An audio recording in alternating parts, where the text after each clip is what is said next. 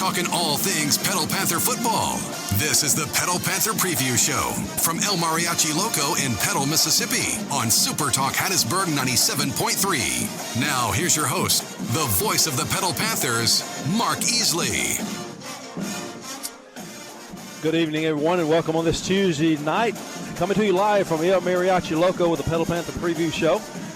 El Mariachi Loco is a family-owned business offering an authentic Mexican and Cuban dining experience featuring traditional recipes. Visit them on Central Avenue right here in Petal. We appreciate Daniel and Ivan, all the crew here taking care of us every Tuesday night. You come and show your support to them as they've been showing support to Petal Athletics for a number of years now. And we appreciate them doing that again this year and stepping up to host the preview show each and every Tuesday night. Well, this Tuesday night's another one to be glad about because this past Friday the Panthers got their first region win of the year on the road in their first region game after a tough 6-game pre-region portion of the schedule. Going on the road to Oak Grove, and anytime you can defeat Oak Grove, that's always a feather in your hat. And more importantly, it was a region win, the first one of the year, that broke a 6-game losing streak to Oak Grove and snapped their 4-game winning streak, and the Panthers extended their winning streak to 4 games. We'll be joined by head coach Marcus Boyles momentarily, and then on the second half of the program, we'll be visiting with sophomore running back Easley Brown. Let's look at this past game and how the final score was 28-21. Let's see how we got to that point. In the first quarter, the Panthers were able to score with 6:49 to play in the first quarter on an 8-yard Easley Brown run. The point after by Sam Haydell gave Petal a 7-0 lead, and that's where we stood after the first quarter of play. Petal extended that lead to 14-0 at the 6:41 mark of the second quarter on a 1-yard Caden Belton run. And again, Haydell with the point after was good. And midway of the second quarter, Petal enjoyed a 2-touchdown lead, but then some little bit of controversy occurred. Even the home fans and home broadcasts knew that the call that was not made should have been made, and the play right after that, when an intentional grounding would have set Oak Grove up back near their 45 on about second and a country mile, about 25, about 35, either second or third and 35, and there's not many plays in the playbook for that. Not calling the intentional grounding, they had the ball at the Panther 25, and then the very next play threw a pass for the touchdown at the 3:48 mark, and that point after made the lead for Petal down to a touchdown, 14-7, and that's where we stood at halftime. And the Oak Grove Warriors got the ball to start the third quarter. They marched down the field, scored on a 12-yard pass at the 9:06 mark. Point after tied it up at 14. But probably the biggest drive of the game, the ensuing drive, the Panthers struck big with a 55-yard pass to get in scoring position, and then with 42 seconds to play in the third quarter, a 10-yard touchdown run by Caden Belton, and the point after gave the Panthers a 21-14 lead, one they would not relinquish, even though in the fourth, Oak Grove tied it up at the 8:34 mark on another 18-yard touchdown pass, and the point after made it 21-all. And the Panthers really had an impressive drive after that, scoring with 4:13 to play on a 15-yard run by Easley Brown. The point after made it 28-21, and that's where the final score ended up, but not before a lot of dramatic plays and defensive stops in that last 4:13 secured the win for the Panthers. They improved to 5-2 overall, and more importantly, 1-0 in region play. We'll bring Coach Boyles in now, and I mentioned anytime you beat Oak Grove, that's a sweet taste in your mouth, but you have to look at it as an important region game that we won on the road. Yeah, certainly. It's big. It's always big to beat your rival, and especially a team you hadn't beaten in the last, like you said, 5 or 6 times. So that was a big win. But then also to start out in the region 1-0, that's huge.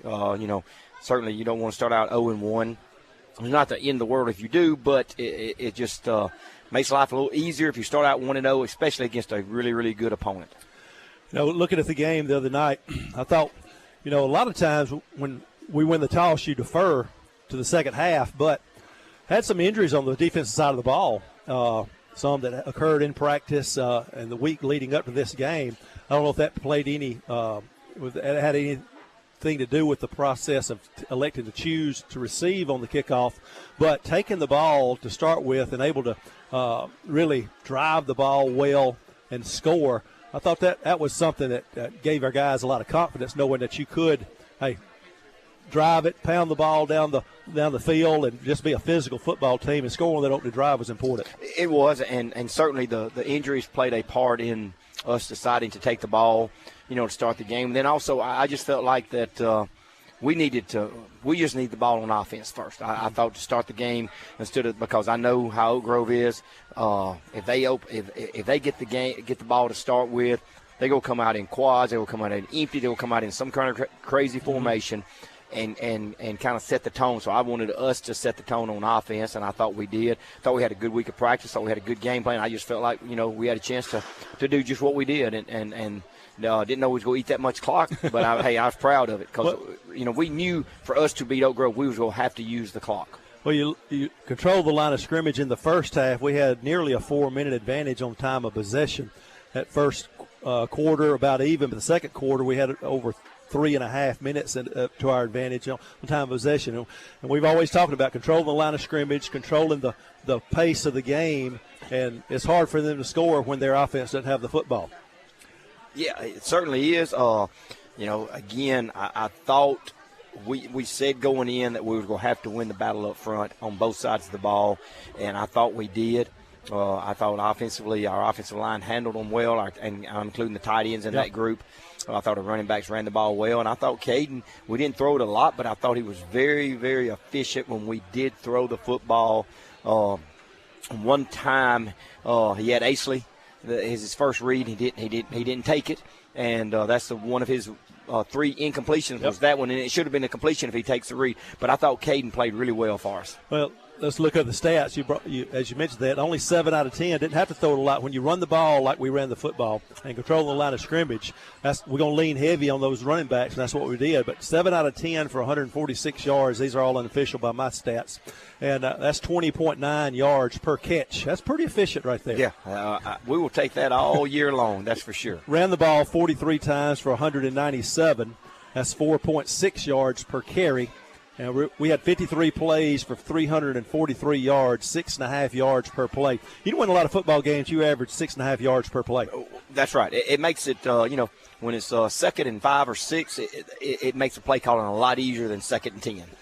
You mentioned we needed some big plays the other night. And my definition of chunk play, I don't know if you pass it for 20-plus yards or run it for 10-plus. I don't know if that's your definition or not. Yes, it is. We had 4 of those pass chunk plays, 7 rushes for 10-plus yards. So we had 11 big plays to 8 for Oak Grove. They had 4 passing and 4 rushing. And we'll look at our defense in a moment. But when we have 11 big plays, especially in the passing game, the 55-yarder to Drew Moody that set up the go-ahead touchdown at 21-14. Yep. And then in that last drive, I think it was Malcolm Forner had a 21-yard pass and a good run after the catch on that last scoring drive we got the lead. On a big third down. Yes, big third down because we were out of field goal range, and so we were fixing to have to go for it on 4th down, and just a great call, and Malcolm, showed his speed right there. Yeah. Let's talk about the defense. I thought they had maybe – when we played Clinton, we had a great defensive game, but I think with all the things that Oak Grove throws at you, their formations, the rub routes, running all over the field, and a quarterback that can scramble and hurt you, I thought our defense played really well, especially against the run. They ran the ball 27 times for only 49 yards. Yeah, and that's what we need to make them one-dimensional. Now, sometimes when you say Oak Grove's one-dimensional and it's passing, that is not bad. A good thing. No. But we did make them one-dimensional, and they made some plays their receivers are good, really good, and the quarterback is a lot better this year as a junior than he was last year as a sophomore. You can tell, and he can extend plays, and that's the thing that bothers you with him is he doesn't look to run the football. He looks to escape pressure and keep his eyes down the field, and that's I don't care what level. That's tough. Yeah. That's tough when a quarterback does that. He was 23 out of 39. They had a double pass that they didn't complete, so 23 out of 39 for 306 yards through the air. But, again, only 4 big plays. A lot of those were maybe 8, 9, 10 yards that we bent on defense but didn't break. Yeah, exactly right. And they did some things we hadn't prepared for, and Tip your hat to Oak Grove because they did some good stuff. But I thought at halftime, especially in the second half, we made some good adjustments. And one of those is Cullen hits and almost got an interception on an adjustment that our linebacker coach made, Keith Pyatt. Yep, we noticed that as he dropped back in coverage, and Kellen Hall for them never saw him and just couldn't quite come down with the interception. But I thought as the game progressed, our defense played physical all night and really put pressure on him. And in the last couple of drives, we stopped them on downs, especially after they were going down to try to tie it or score and win it with a 2-point conversion. I thought our defensive line got after them as well as they have any quarterback all year. Yeah. Our defensive line, when the game was on the line and our backs were against the wall, our defensive line turned it up a notch and really made life hard for him, certainly. Corey Wells, I don't know how quick Corey is with a stopwatch, but the other night on game action quickness, that big guy was moving in that backfield. Yeah, and Kellen Hall saw him, and Corey never got to him, but he knew where Corey was. Not only did he see him, I imagine he heard him coming a few times too, huffing and puffing at him. Certainly. Because Corey applied a lot of pressure, and we came up with a big play there at the end for them to turn it over on downs. And we were on top of the press box calling the game Friday night, and that's a great vantage point, of course, up high above the field. But you could see, especially on that last play, you could see as Hall was rolling toward our sideline away from us, you could see the backside getting to him, and I just knew we were either going to get to him and strip it or at least sack him, and that's what we ended up doing to turn it over on downs and take one snap and kneel it out. Yep, exactly right. We put Chris in there, Chris Wells. We took one of the defensive linemen and put him in there, and we did that and we put him to Hall's right because we said, okay, if he's going to roll, let's make him roll. To the left, and I thought Chris did a great job of that, and did a good job of stripping the ball from him. And like I said, we get the ball back and take a kneel, and anytime you can end the game in victory formation, hey, that's a great feeling. So it's the favorite formation of any football team and coach players, that victory formation, and the Panthers did that to get the big win. And how important it is, you alluded to it a little bit, it's not the end of the world if you don't win that first region game, but when you play in one of the teams that's in the running for it, especially, it's so to get the tiebreaker advantage is nothing else. To get that first win, confidence, but also know you got a big win, and now you're a game up on Oak Grove. Yeah, it's huge. I think it was a big, I think our team had a lot of confidence anyway, but I think by going to Oak Grove and winning, I think it kind of just solidified our confidence. We are a pretty good football team. When we prepare the right way, when we come out of the locker room ready to play, we're pretty good. And the times we've been beat is we either didn't have a good week of practice or we didn't come out ready to play. Yeah. Those two losses, in the long run, you hate to lose any games, but in the long run, if you can learn from those losses and not let those games beat you a second time, which we have not done, then that's going to be to your advantage that, hey, down the road, they're going to pay off too. Yeah, you're right, and that's what we told our team really on Monday is, hey, this win's big, but if we don't get this next one, then we're back 1-1. We're back 500, so we got to get this next one also. But you're exactly right. We want to start out 1-0, and we did a good job of that. Yep. And that next one will be on the road at Brandon. We'll take our 2-minute break, come back on the other side of this break, talk with running back Easley Brown, and preview this Friday night's game as well at Brandon. We'll be back after this with more of the Petal Panther Preview Show.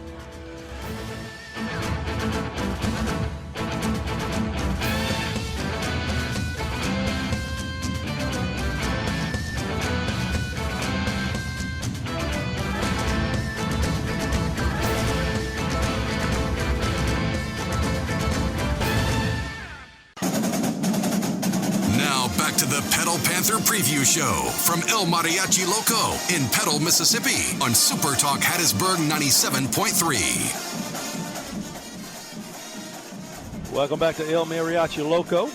Again, they're a family-owned business offering an authentic Mexican and Cuban dining experience featuring traditional recipes. Be sure and come out and visit them on Central Avenue here in Petal. We're being joined now by sophomore running back Easley Brown. It sounds strange saying sophomore running back. I know you played as a freshman so many snaps last year, but still thinking you're so young and you don't look like a sophomore. When I'm standing on the sideline during the jamboree back at Jones College, I saw you and I saw Chavez Walker come up there, and I thought, man, these guys are pretty big. I'm 6'7", but you right there. How tall are you Like 6'2"? 6 foot. Six, 6 foot? foot. 6 foot and a half. 6 foot and a half. Well, I guess I could have swore it was 6'2". I don't know in the roster, on the roster, sometimes they exaggerate the height, exaggerate the weight a little bit, but 6 foot running back. How much you weigh? Like 188, 190. All right, now I'm going to look at this roster and see what they got you on here as. Easley Brown, 6'2", 190. I knew I saw a 6'2" somewhere. You must have been wearing your cleats when they measured you. But anyway, as a sophomore running back and, again, playing as a freshman, obviously talented young man, quiet, other things you like to do as well besides football. But let's talk football first. What's it like playing for the Panthers? You from Petal originally?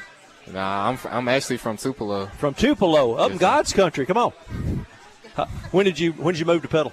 I probably moved to Petal when I was like 1 to 2 years old. Okay, so you don't remember much about Tupelo then, the Golden Wave. But I'm originally from up there, but now I've been in Jones County for 30-plus years, so I guess I'm from Jones County. But, yeah, as a Panther on a Friday night, being a running back, you get touched at football a lot, obviously. Yes, sir.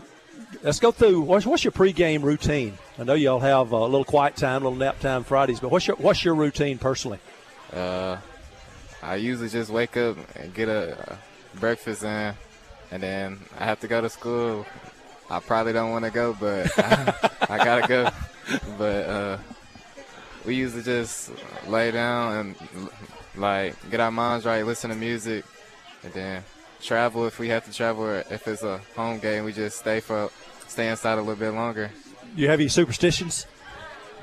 Not really. That's good, because sometimes when those things go wrong, you think that's the reason you didn't play well, or you did play well if it go right.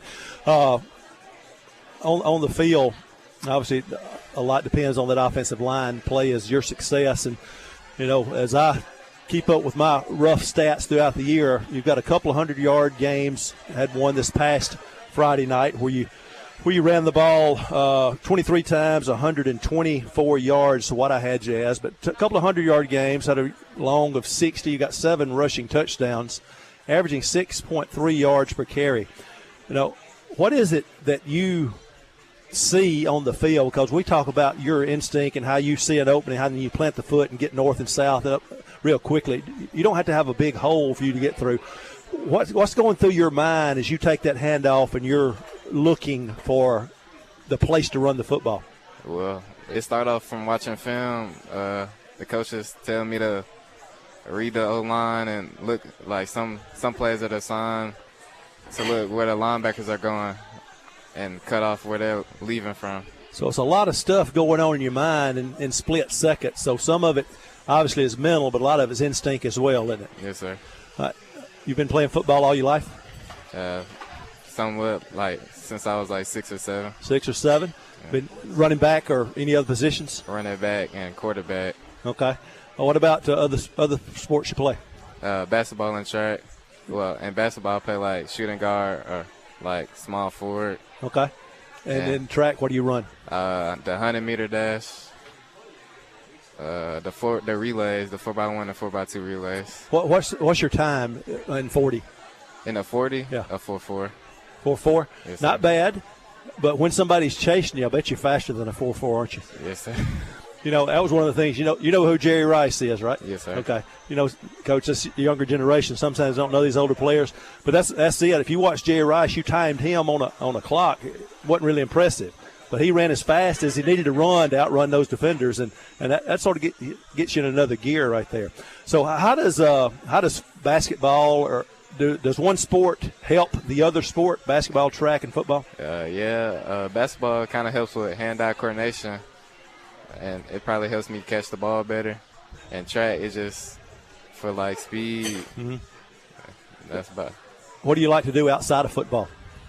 Outside of football, probably play video games or just hang out with friends. Okay. I can't remember if it was – I don't remember who it was, one of the players we're talking to, and they talk about how they like to fish. Oh, yeah, I like to fish as well. What's the biggest bass fish? Yes, sir. What's the biggest bass you've caught? Maybe 4 pounds. I just started a few months ago. Okay. Yeah. Yes, sir. So you got some things to take your mind off of the competition and the field, and that's always good to have stuff off the field.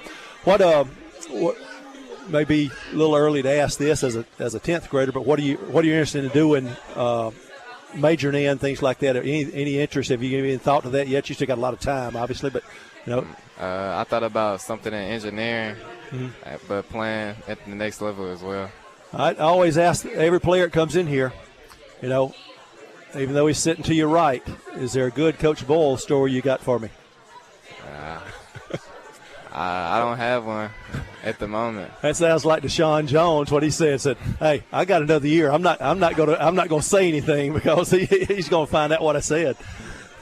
What's it like playing for him? It's great. He a great coach.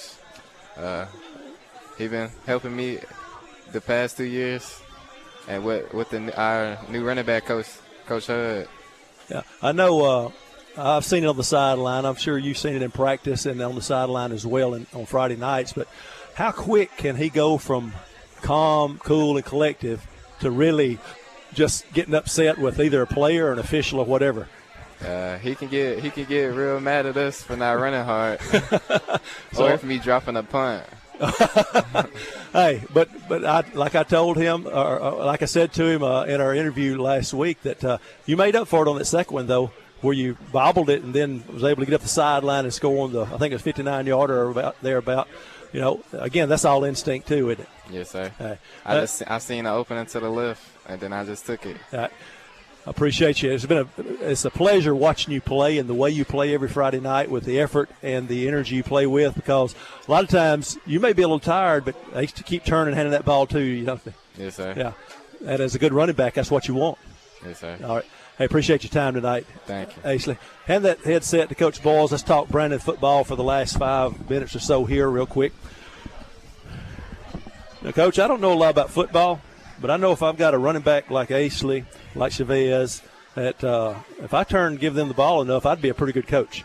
Yep. It's not real hard to do that, I mean, we don't. Sometimes we make this game real complicated, but at the end of the night, it hadn't changed. You got to be able to block well. You got to be able to run the football well, and on defense, you've got to stop the run and don't give up big plays, and then turnovers. Create turnovers and don't have turnovers. Yeah, I thought our offensive line played well again the other night, and it seems like in every game, Chuck, a partner, will say, "Hey, we done found something. We done fell into something here where we just turn and run that same play about 3 out of 4 times, or back to back to back, where it's just we found what works, and it all starts up front." It does. It does. I don't care if you're a passing team or a running team or 50-50. If you can't win the battle up front, you're not going to win the game. And I think you have seen our offensive line get better each week. We had some games early in the year where, quite frankly, the offensive line wasn't happy with their performance. Coach Holman was not happy with their performance, but you can see they're getting better each week. Had to replace a lot of guys off that line too. We did. And playing as you get in region play, the time that you want to be playing well, and hopefully we'll have another one this Friday night. It's going to be a challenge on the road at Brandon. A tough place to play. A team that is a physical football team. They've had trouble. They've had some injuries. Got their quarterback back after being in concussion protocol, Slade and Shaq, but they got that good running back as well. Tyson Robinson, all of them, both of those players are juniors, and 2 good skill players. It all starts with those 2 guys. It does. Their offense revolves around those 2 guys, and like you said, Robinson was out for 2 or 3 games with a hamstring. He's back. He's played the last 2 ball games. Slack missed the last ball game because of concussion, but they've had a week off, and so he'll be back this week against us, I know. And it starts with those 2 guys, and you've got to be able to control those, and Robinson's go get his yards because they go hand it to him enough times. But you can't let him have the 60-yard run. Yeah. That's what we can't do, and that's what we did last year. We let him have the 60-yard run a couple of times. We gave up a big pass to him, and that's what we can't do, Friday night against them. And then offensively, man, they're really good in the box. They are big and physical. They probably got 7 or 8 guys back on defense from last year. So, we've got to win that battle. I mean, there's no secret. But I think we do. We're going to get the ball, to our playmakers and allow them to have a chance to make plays. Our receivers are going to be big this week. from catching the ball and blocking. We got to do a great job of blocking their guys because their DBs want to be involved in the run. We got to do a good job of blocking those guys. You're talking about their returners on defense. They've got 8 senior starters, a couple of juniors, 1 sophomore. So 8 senior starters on the defensive side. That's where they want to be as physical as anybody that will play, and that's one thing Coach Lance Pogue had said he wanted to bring more physicality to that team. Mm-hmm. And they've always been physical, but that's where they hang their hat on really being a physical team. Yeah, you can tell they're hanging their hat on defense this year, and they're relying on their defense to win football games. And when you look at it, other than the Clay Chalkville game over in Alabama, other than that, nobody scored but 2 or 3 touchdowns on them. I mean, nobody just scores on them a whole lot, and so we got a work cut out for us. Yep. Offensively, depending on whether they start a tight end or 4 wide, they've got 4 seniors, 7 juniors, and a sophomore, 3 or 4 seniors, 6 or 7 juniors. So they got some experience back on the offensive side too. They do. Offensive line's got some guys back. They lost 2 big receivers last year, but they're branding, kind of like Oak Grove. You say Oak Grove lost receivers, but they just go replace them with the same kind of people. Yep. But it starts. We got to control the line of scrimmage. We got to make them one-dimensional. We got to make them have to throw the football and take Robinson out of the game. Yep. When you talk about a running back like that, just like the guy sitting across the table from me, can go the distance anytime he touches the football. You're going to have, as you said, really good technique on the defensive side. Yeah, you got to have great technique. You got to fill the gaps, and you got to gain tackle because one guy is going to have trouble bringing him down. He's a big physical runner that also has great speed, and so we can't rely on one of our guys. If he gets to McKenzie at number 7, we're in trouble. McKenzie's, he's 130 pounds, so just tough. But not only that, he's one of the last ones back there, so if it gets to him, we're in trouble. There's about 10 that's already missed him. That's right. As we get ready to shut her down here in a couple of minutes, the week of practice, we've had some injuries and going to have some of those guys back. But we had a lot of people fill in for those defensive injured starters. A lot of guys fill in this past Friday night. They've got to do the same thing this Friday night. Got to have some next man up mentality. Exactly right, and that's part of the game. You go have somebody that's going to go down, and you got to have somebody step up. And we had a couple of guys that we knew weren't going to play, and we had some guys step up and play some good ball for us. Number 5, Randy Smith, a senior corner, hadn't played a whole lot, and he steps up and did a really good job for us. All right, that's the preview of this week's opponent, the Bulldogs of Brandon High School. We'll see you back here at El Mariachi Loco next Tuesday night for the next Petal Panther Preview Show, and our next air time will be Friday night. We're going there at 6:30 from Brandon for a 7 o'clock kickoff as the Panthers try to improve to 2-0 in region play against a tough opponent, but the Panthers pretty tough themselves, looking to win their 5th game in a row and stay perfect in region play. So for all of us here, we'll see you next week, and good night from El Mariachi Loco.